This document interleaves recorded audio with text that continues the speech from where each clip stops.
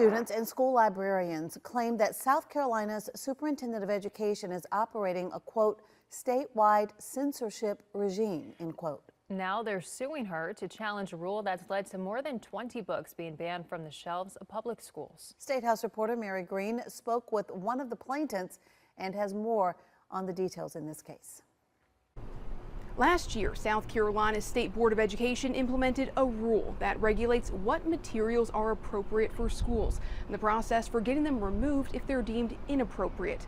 A new federal lawsuit now aims to get that rule tossed.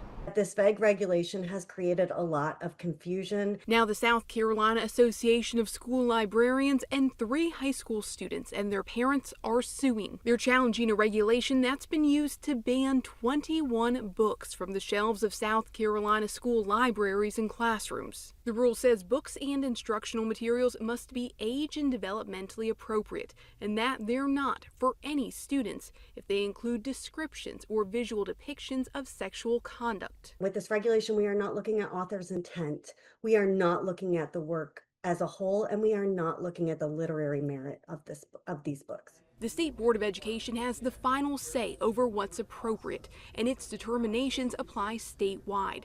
Plaintiffs claim the regulation is vague, overbroad, and unconstitutional. It makes us less apt to recommend books. We have to be so careful right now in how we engage our readers, and the impact on lifelong learning and on growing readers is real, and it will be a negative impact. The ACLU of South Carolina is representing the librarians, students, and parents. It is a dramatic overreach. And we need people to stand up and say, this is too extreme. This is not what our schools are for. We need to get politics out of our schools and focus on literacy and educating our students. A spokesperson for the South Carolina Department of Education says it will vigorously defend these common sense policies which set clear and legally sound standards for South Carolina's public schools. The lawsuit also challenges a memo the state superintendent of education sent earlier this year to align Department of Education communications and resources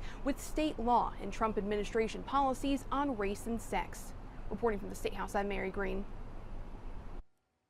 One school district is also being sued, Greenville County Schools, which is where 2 of the student plaintiffs attend. The district tells us that as of this afternoon, it still hadn't been served with a lawsuit and couldn't comment until that happens.